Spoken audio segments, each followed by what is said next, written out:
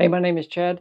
In this video, we're going to get ready for my next PRS match coming up next Sunday, and we've got some weird stuff happening. So I was planning on going out to my range and work on linking my Kestrel and my Vortex Fury binoculars together so that I can have my data that is saved into my Kestrel display in my binoculars when I range the targets.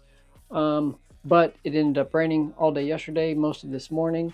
So instead, we're going to shift gears and get a little of my ammo work done today. So let's take a look at that. I want to kind of show off the steps that I typically go through as I get my ammo ready. I'm hoping I'm doing it all right, but I don't know. I guess we'll find out here pretty soon. Okay, so first up, I get over here on my Lee APP and deprime everything. I just like to start with deprime cases before annealing and cleaning. So let's get that done real quick.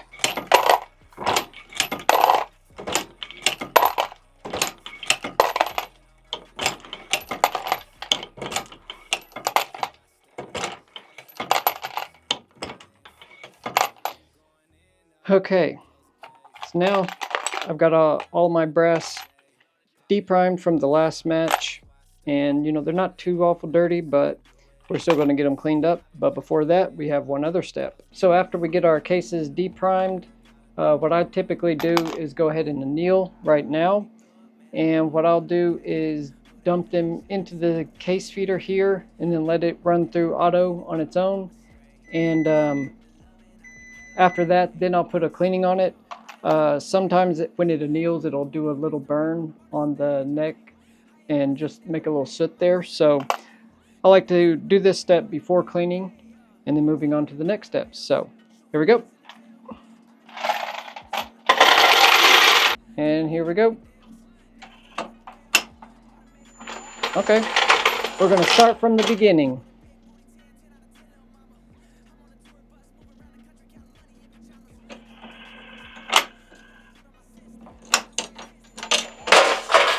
That's all there is to it. So while it runs and does this, I'm going to go get something else done around the house for a few minutes. We'll catch up when this is finished.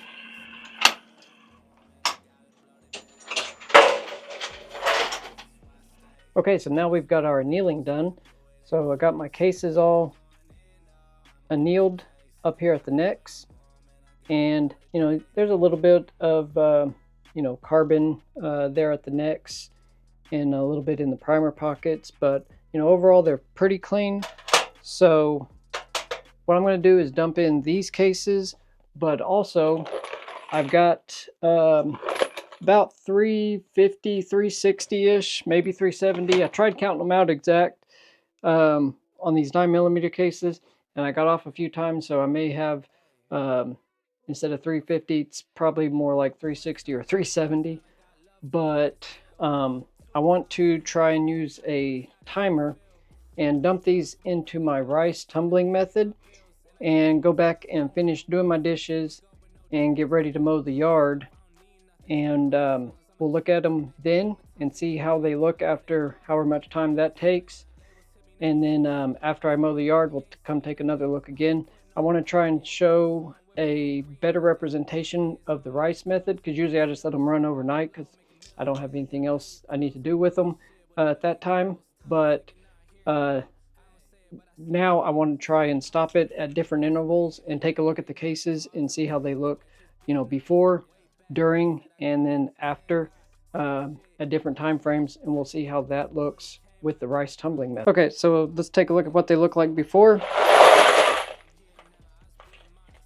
Okay, so not filthy, but there's definitely a good bit of carbon on these, and you know, they sat in the dirt for a little while. So but this is kind of the before, so not totally filthy, but we do have, like that case there, there's some dirt and mud down inside of it, and then carbon on all of them. So we'll see how this looks along with my rifle cases. They should tumble fine down in the rice down there, and then we'll come back and take a look in a little while. Okay, so as you can see, we've got them down here into our tumbler, and we're just going to plop the lid on. I like to get it tightened down, give it a jiggle, let it settle. And then what we're going to do is have this timer here, and I'm going to hit start at the same time on both of these, and then we'll come back and look and see what they look like after a few minutes here.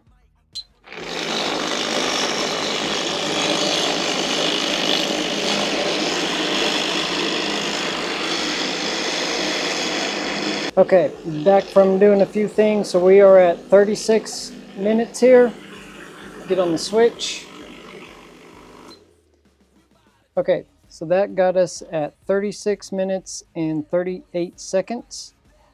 And let's take a look. So I was able to get my dishes washed while my annealing was going on. And then I finished it up.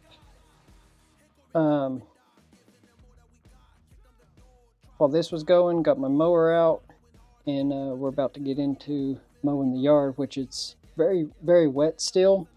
So it's not going to be a quick mow for my 2 yards here. But just taking a look here after about 30 minutes, I've got fairly clean primer pockets. Still some carbon on the neck, so I want that to go a little bit longer. In these 9mm cases, so it looks like all the exterior carbon is pretty well knocked off. You can dig up a couple more. That one, so you know, it's not shiny, it's like super shiny, but it is clean. So you know, probably 30 minutes to an hour we'll get the worst of the filth off. So yeah, I mean, that's clean enough, you know, for practice ammo. If you're not too set on making super shiny stuff, you know, maybe run 30 minutes to an hour, and you should have decent enough results to work with. But I'm going to put this back on. Here we go again.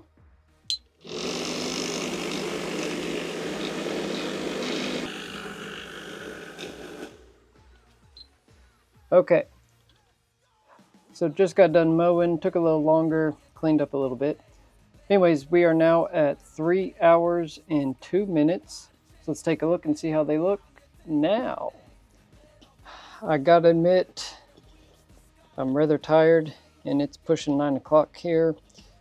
I still need to start my laundry, eat dinner, and get everything moved over to the dryer this evening. So I'm probably just gonna let this run all night and see how they look tomorrow morning.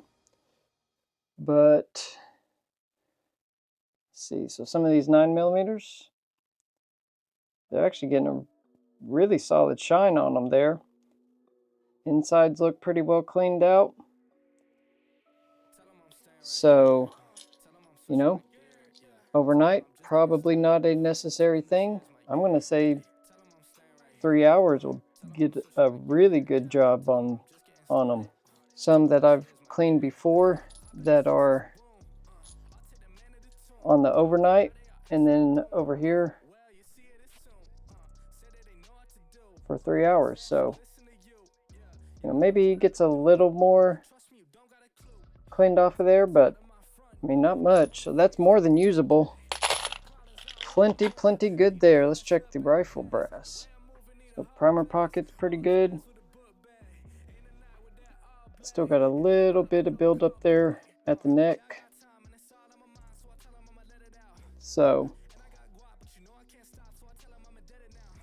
see, so most of it is gone, but there is just a little bit still right there at the chamber. So we'll just dump them in, or keep them dumped in. We'll let it run overnight, and we'll see what happens in the morning. And then we'll get the next steps done tomorrow. Benefits of being off work Sundays and Mondays. I get my weekend for Sunday and Monday. So get errands done around town in the morning, and then all of the stuff I need to do in the afternoon. Alrighty, here we go. Alright, we'll check in tomorrow. Okay, so we're about 15 hours and 50 minutes. Let's take a look at these now. And yeah, so there we go. So now we got all the buildup off the necks there. and I'm sure the 9mm is going to be quite shiny. All right, so after I get done with this, my next step is to tumble them out. I'll have my little Hornady tumbler here, and I will fill them up.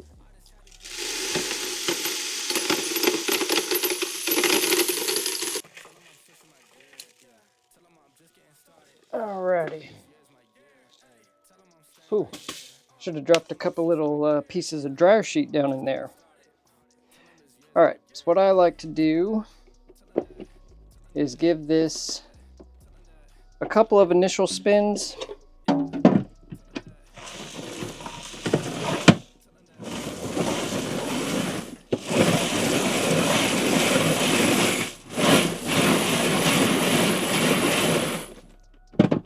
Alright, now that gets the majority of the rice and the brass separated. And I just take the whole contraption, drop it back down into the lid like that, so it'll catch any strays, and I just dump my rice back into my bowl. This is always the hardest part because of these cutouts right here.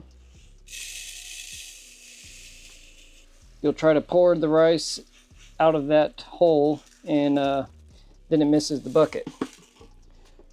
Main reason I do that is so I've got more space down in the bottom here. Then we just drop him back in. Lid on. Now this is where it gets fun. So I do some aggressive spinning here.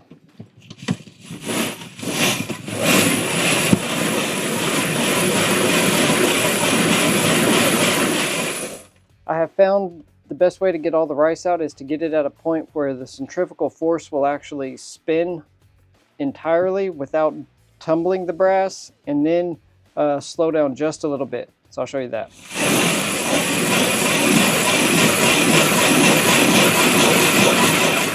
All right, right there we're going too fast.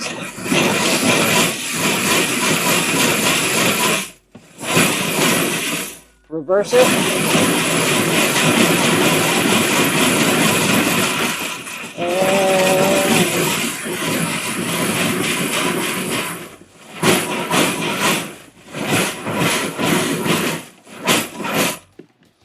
We should be good. And ta-da! So that looks pretty good. I do believe we're ready for the next step. All right, so let's take a closer look at these. So as you can see, they turned out very shiny.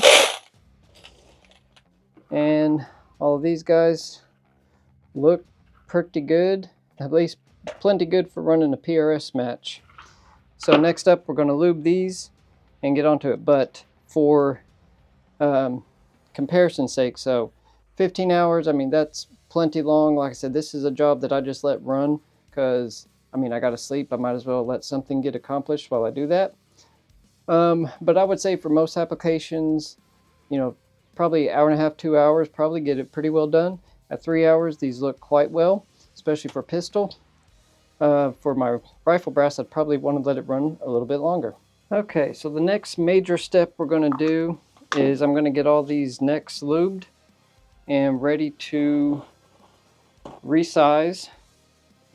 Now, what I have found, especially with this rifle brass, this stuff from Hornady, the unique case lube, is definitely better to use than the spray stuff. So it seems like the spray stuff worked fine on my 223, but on this, I'm definitely having a much smoother work by using this paste type stuff. So I've also found that it's best to just do it all at once here. So let's see how we look here.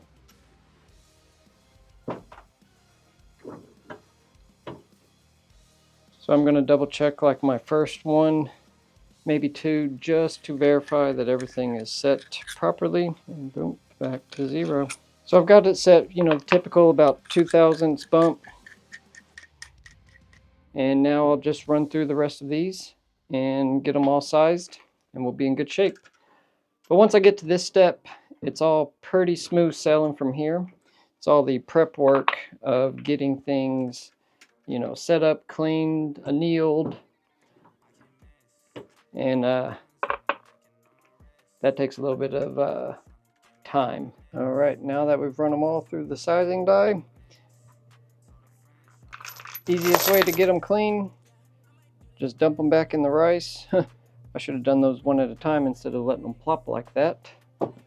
But that's what vacuum cleaners are for. Pick up the rice that falls in random places.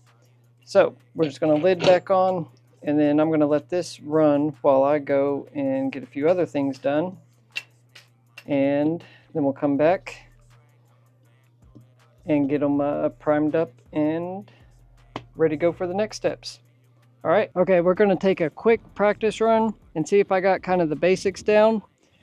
So I've got my rifle set up, my binoculars, and my Kestrel. We're just going to do a 1, 2, 3 target run and see if I'm close to figuring out this stuff. All right, so here we go. I kind of want to see how long this will take, and start. Oop, get my card out here. Okay, find the first target, range it,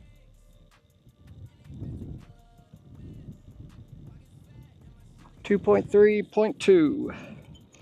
So this is what I think I'm going to try to do, is get these all found and jotted down on my note card here. 2.4.2. And then last guy down through the trees.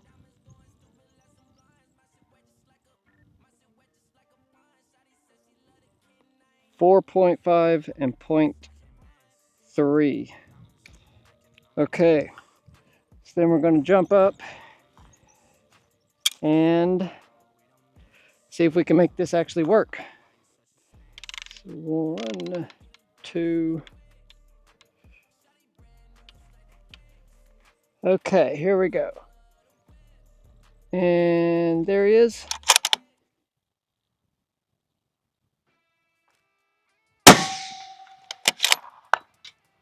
Got it.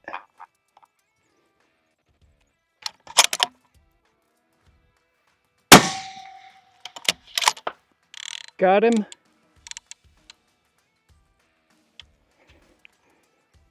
This one's about 750.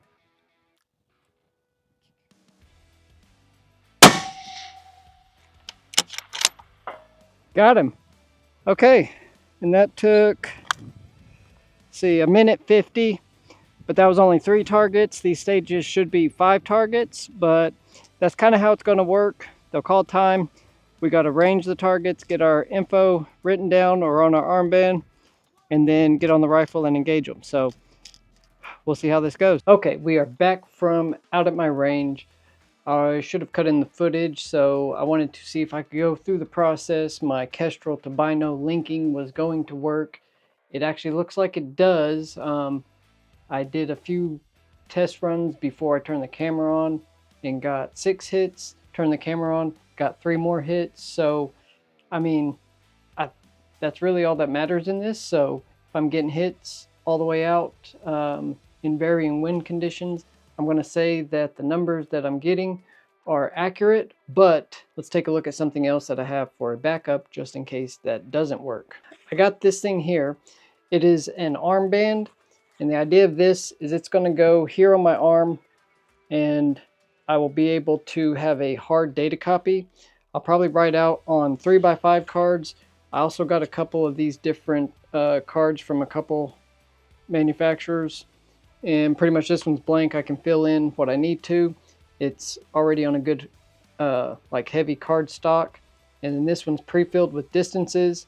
I don't know if I'll use this one for this match. It's in 25-yard increments, and I kind of want to go in 20-yard increments just so I have a few more options. But I'll be able to put 3 cards in here. So as it's on my arm, I'll have one visible on the front. Pull the tab up, I'll have another one mounted back here and another one down here. And then I can take my pins. I'll be able to have 2 pins mounted on my arm with a hard copy of my data. So if my Kestrel and Fury binocular linking plan doesn't go quite as good as I hope it does, I'll be able to use this and have a manual hard copy backup. So now that we're back into getting the ammo prepped, it's all cleaned up from all the sizing lube, and next up is going to be seating primers. And it's literally 9:13 p.m. on Monday night, so I'm going to have to call it for the day pretty quick here. But pretty much what's going to happen is I've already filled this tube with primers using that new Prime Vibe, I believe is the name. I keep forgetting the name of it, but that new double alpha vibratory contraption, which so far has worked 100%. This will be a good test to see how it holds up. But pretty much I just drop it into my CPS, pull the pin, and now I've got primers in here ready to seat into my brass. So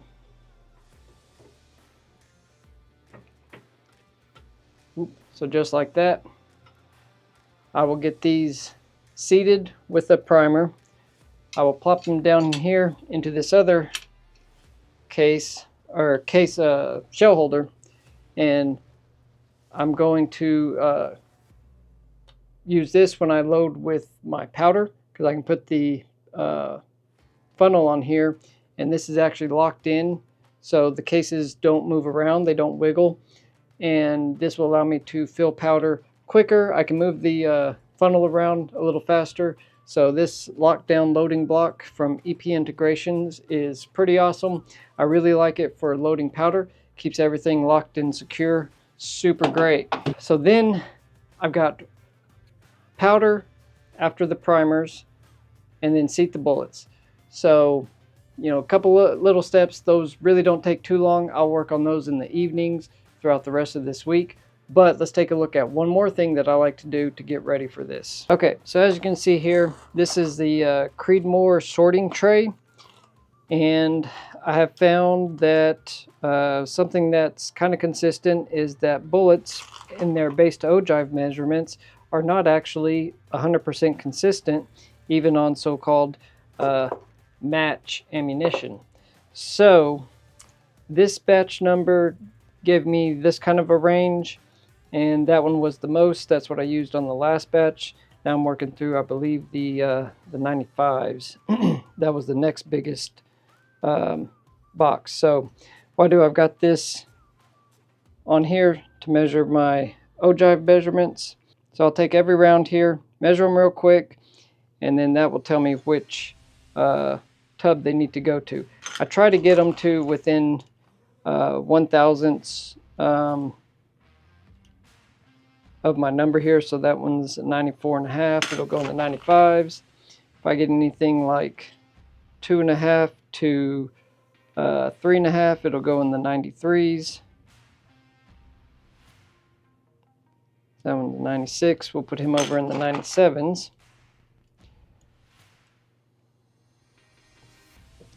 But pretty much I will go through this whole box, get them sorted. This just makes when I set up my seating die a little bit quicker.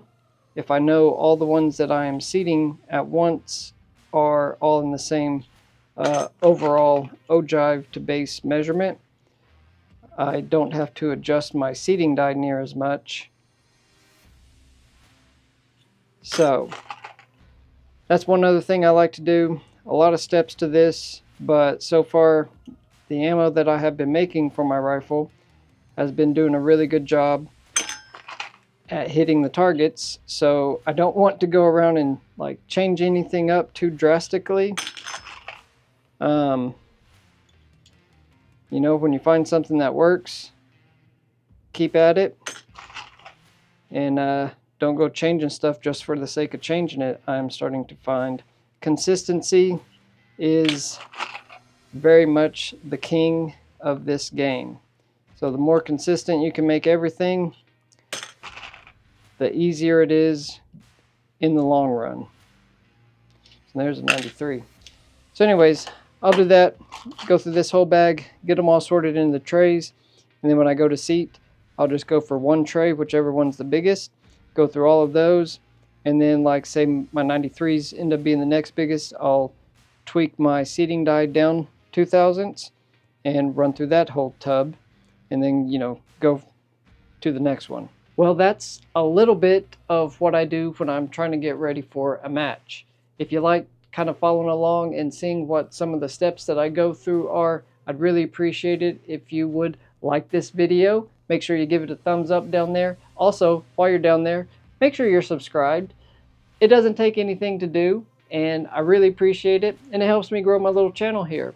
I'm always looking to reach out and meet new people and have new folks watch my videos. If you saw anything that I did in this video that you want more information about, or if you got any other tips and suggestions for me, I'd really appreciate it if you drop down in the comments and let me know what you think or what you want to know more about. I'm happy to make any more detailed videos. Most of these steps I have made singular videos on, but if I missed anything, I'm happy to readdress it. Just let me know right down there in the comment. Well, I think that's going to do it for this video.